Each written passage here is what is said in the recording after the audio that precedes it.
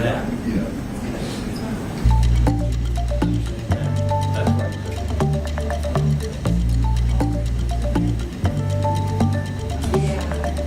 Sorry, I will.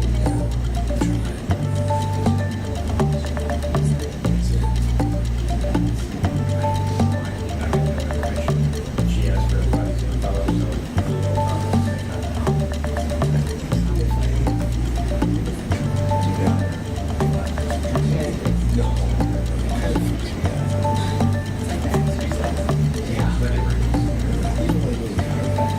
That just doesn't happen. That's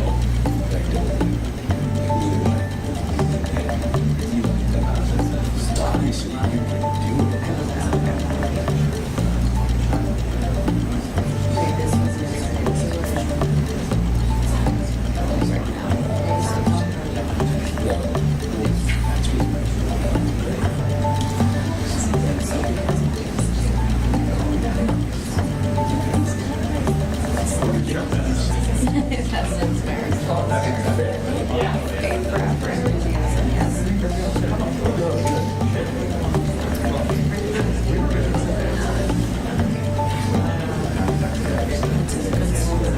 oh, 40, we can do that.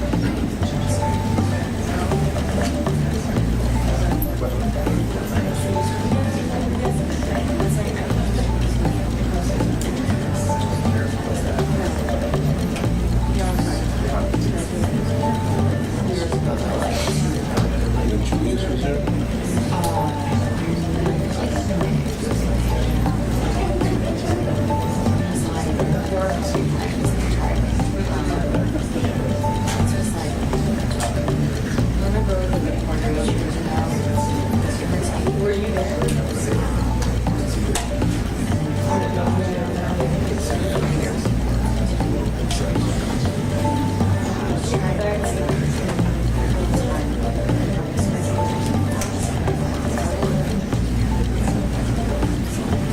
Two minutes. 2 minutes out.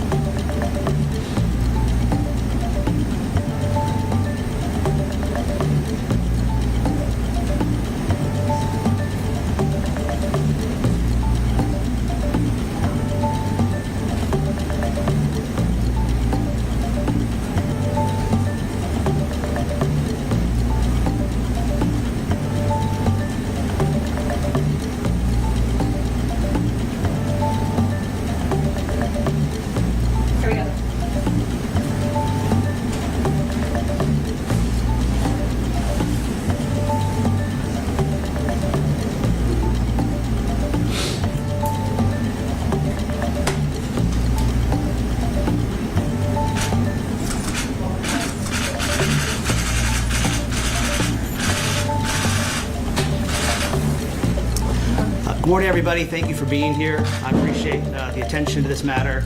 I know folks have wanted to talk to Todd and Savannah, so they're here to do that. I'm going to let them introduce themselves and tell a few words. We'll take questions after. How are you guys? Good.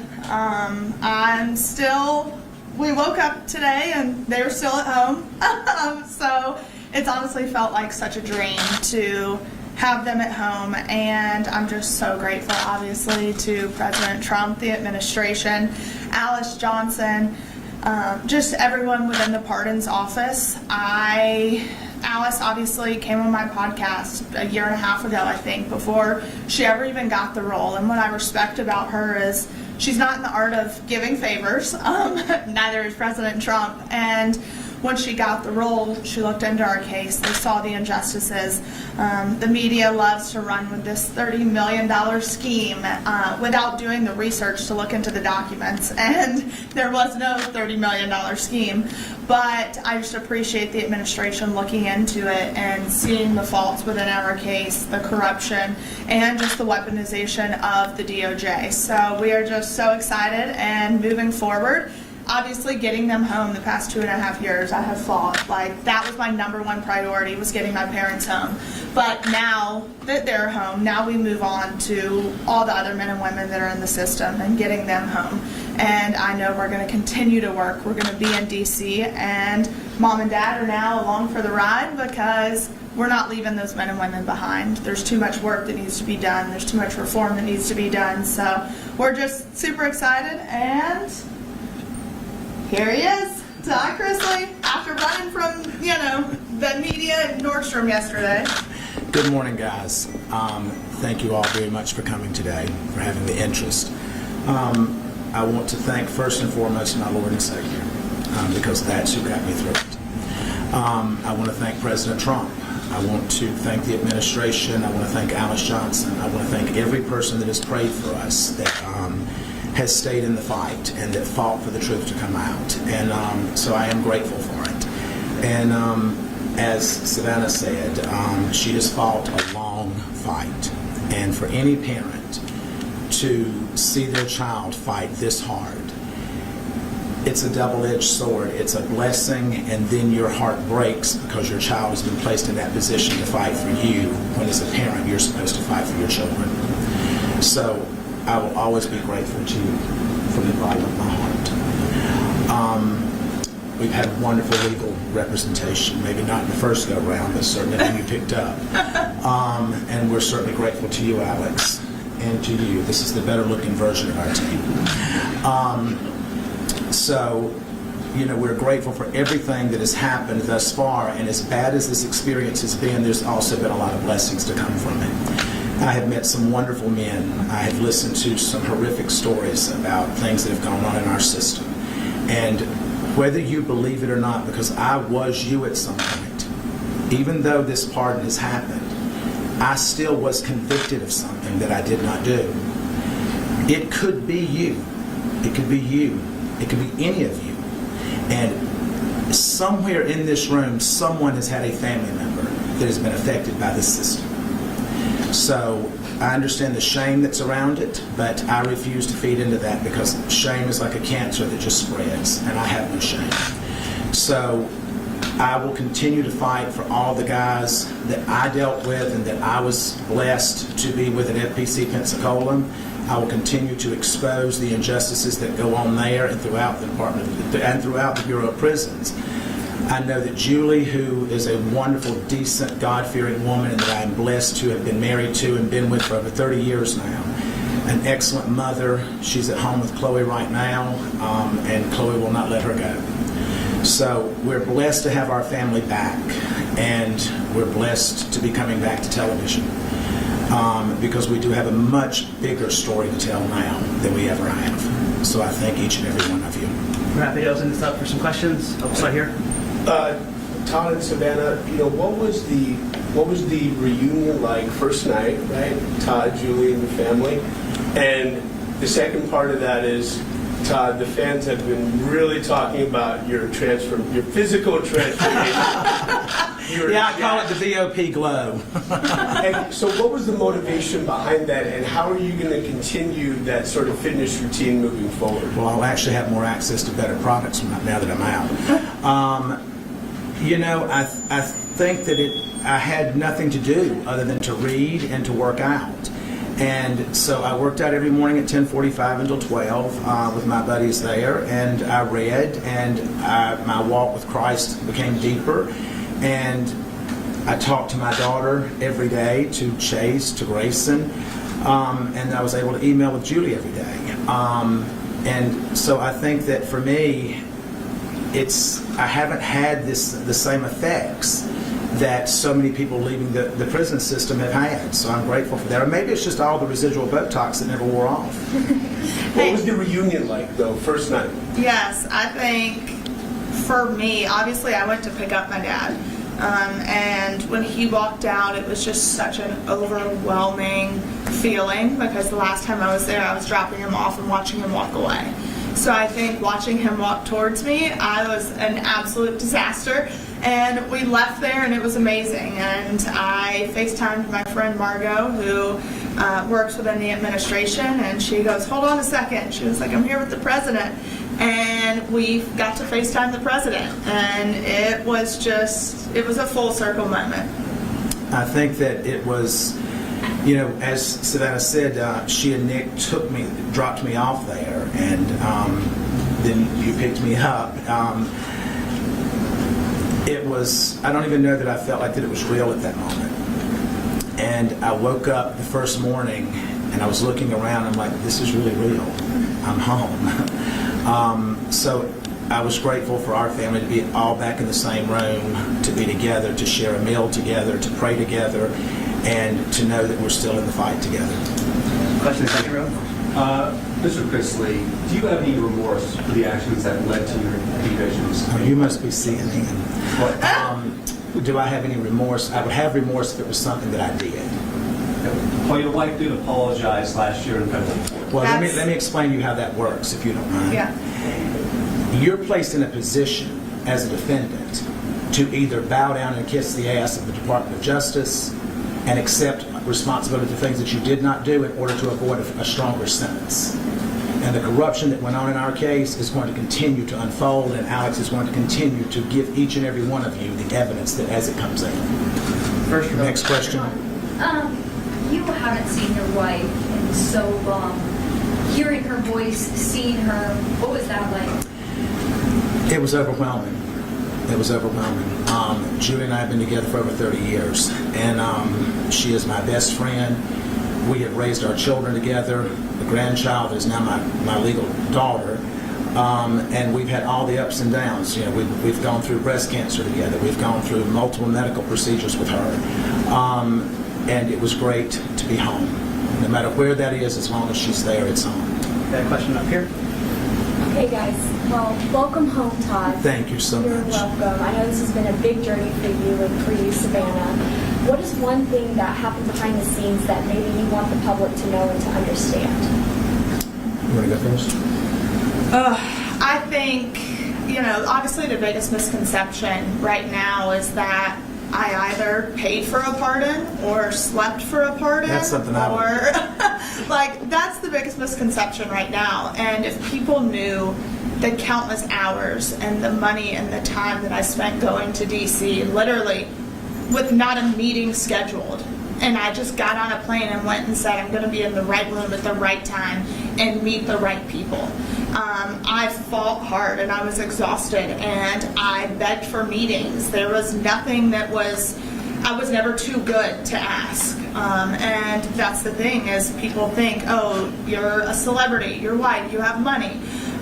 That we got an upper hand, and we didn't. I had to fight, and I was relentless, and that's how it happened. Finally, people listened. So for me, that would be something that people just don't quite understand. I think for me, watching it all unfold and listening to what she said that was coming up next, and just being consumed with pride while at the same time knowing that this is a long shot, because so many people are told no.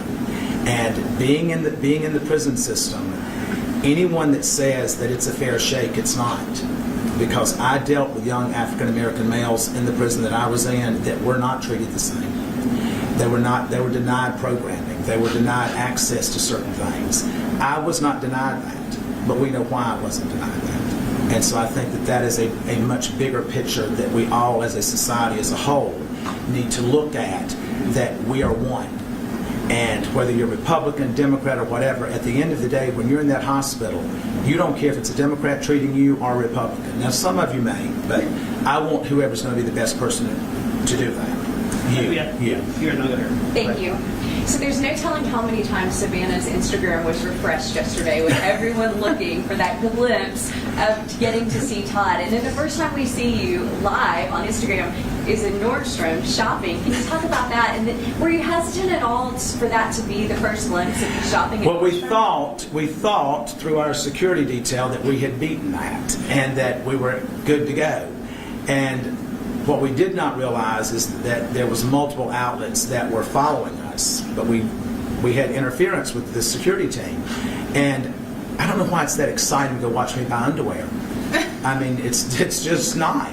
But we went in to grab a few things because of what I have an event to go to tomorrow. And then we looked up and the people in Nordstrom's coming and said, "You need to understand that the press is here, the press is here." And so I'm like, they're just wanting this one first picture.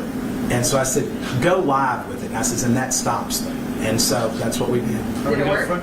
It did. Go Hey. down to the front and in the back. But What do you have to say to the people who say you were only pardoned because of your status? I understand it. I understand it. That's not something that you can look at and say, well, that had nothing to do with it. I don't know if it did or if it didn't, because I wasn't involved in the process.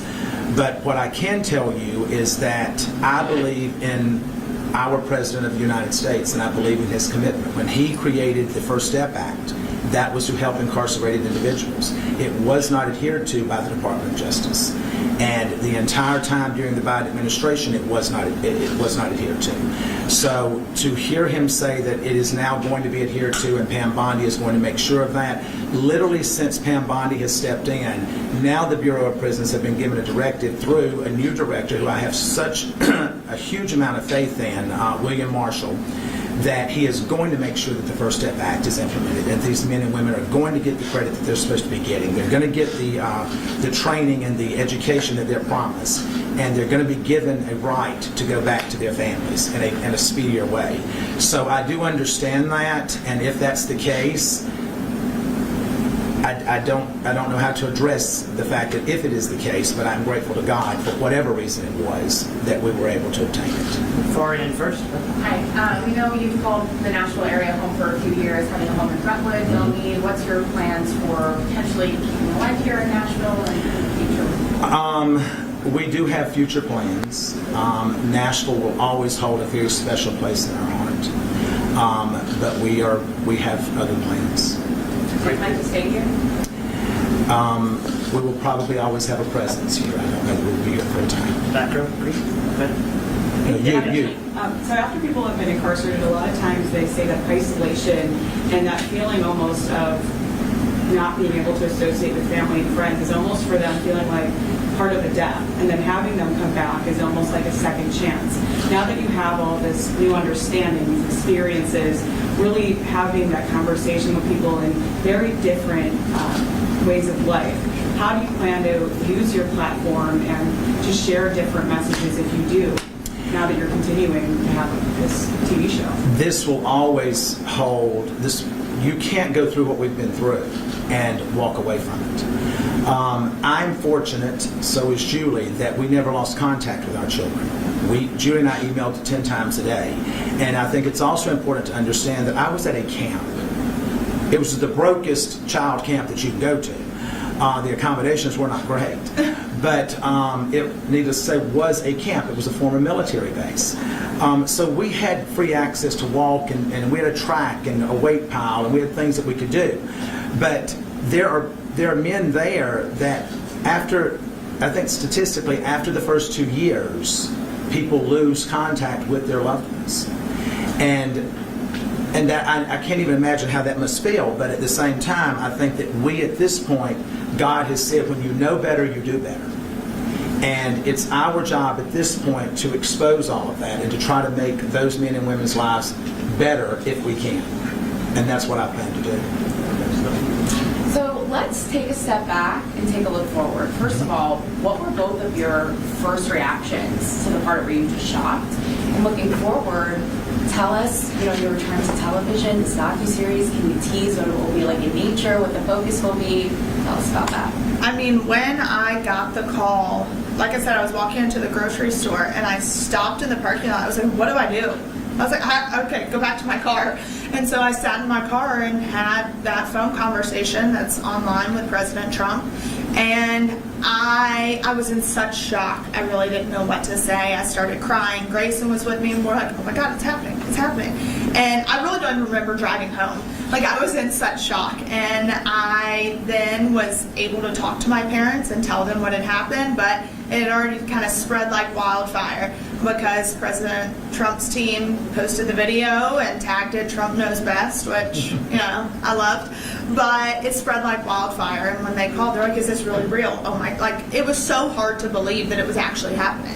I had a staff member that came to me and said, you've just been pardoned. And I just looked at him and he says, no, really, you've been pardoned, it's in the news. And so I walked up to call her and she said, it's true, it's true. So I remember walking back from the phone and just feeling numb, not really knowing. And then after about 10 minutes, all I could think about was the guys that I was leaving behind because I had made such wonderful relationships with those men. And when I left that day, there was only 317 men at our camp, but they were lined up shouting when I was walking out. And they were saying, don't leave, don't forget us, don't forget us. And my commitment is to them that I will never forget them. And how about the docuseries? So we had been filming, and we had just wrapped filming for all intents and purposes, and then we get the call that they had been pardoned, so we picked right back up.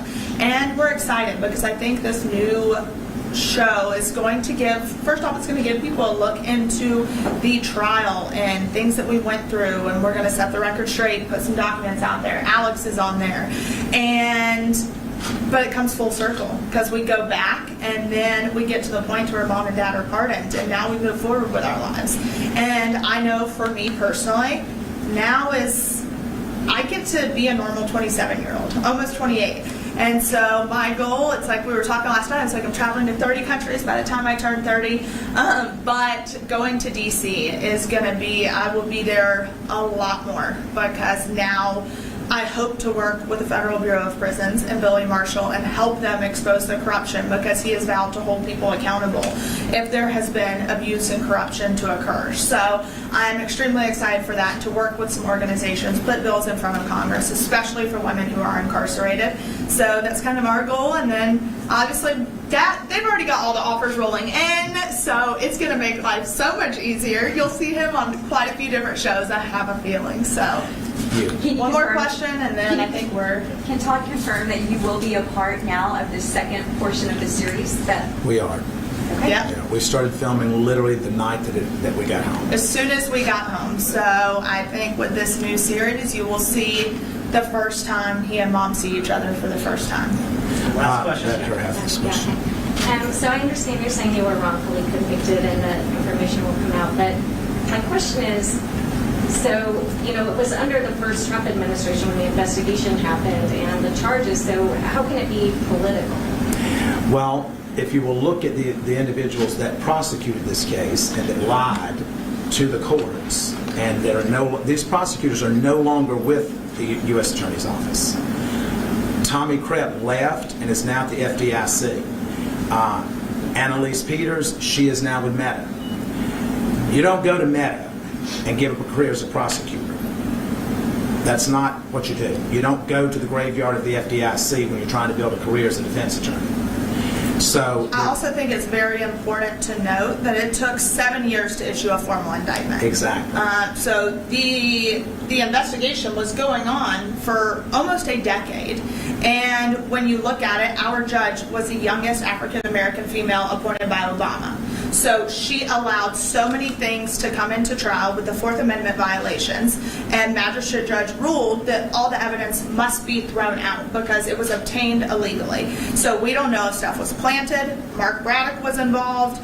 He got full immunity from the government. So the whole trial was just messy and tainted. And when the magistrate judge ruled the evidence was not allowed in, the Obama-appointed judge said, nope, I don't care. We're allowing it all in. And with an email that said, we need to catch a big fish. And the response was, well, Todd Chrisley is the biggest fish in Atlanta right now. And I think it's also important to note that the Office of Inspector General ruled in our favor in their documents, that in their investigation, that stated, we agree that the Chrisleys were unfairly targeted. We substantiate Due to their celebrity status. Yes, we substantiate the Chrisleys' claims that they were unfairly targeted. So at the end of the day, I will sit and say, as his daughter, I believe in law and order. If I believe that my parents did exactly what they were accused of doing, then yes, you have a consequence for it. Do I think the consequence should have been 12 years? No, I do not. That's not even a fair sentence if it was true. But I know in my heart of hearts it was not true. I caught these prosecutors in so much misconduct, speaking to the judge, having ex parte communications. And this is in writing. It is in writing. Alex exposed the emails. So I think at the end of the day, if you want a conviction, then have a clean conviction. And to go back to your question about it being a Trump administration, it was a Biden administration that the OIG issued the report under that said that we were targeted. Mm-hmm. Thank you. All right, guys. That's it. Thank you all very much. Awesome. Thank you. Y'all have a wonderful day. God bless. Thank you.